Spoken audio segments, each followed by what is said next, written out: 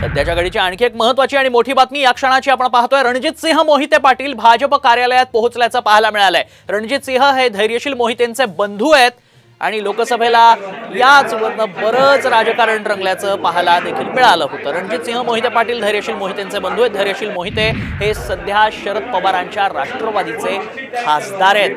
रणजित सिंह मोहिते पाटील त्यामुळेच कुणाला मतदान करणार असा सवाल या निमित्तानं उपस्थित झाला, या भेटीमुळे उपस्थित झालाय।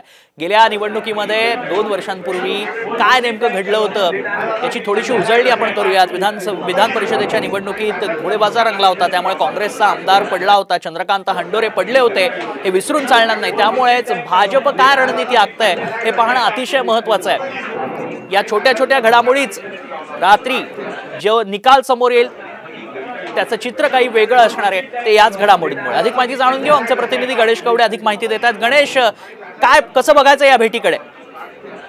नक्कीच रणजित सिंह मोहिते पाटील खरं तर गेल्या काही दिवसांपासून आहे ते मोहिते पाटील कुटुंबीय किंवा विरोधात भाजपच्या गेलं होतं, तेव्हापासून रणजित मोहिते पाटील हे भाजपच्या कार्यालयात आले नव्हते। मात्र आज विधान परिषदेची निवडणूक आहे आणि या निवडणुकीच्या वेळेस भाजप कार्यालयामध्ये आहे ते भाजपच्या आमदारांची रेलचेल पाहायला मिळते आणि त्यामध्ये रणजित सिंह मोहिते पाटील हे देखील विधान परिषदेमध्ये आमदार आहेत आणि ते देखील आता भाजपच्या कार्यालयामध्ये आलेले।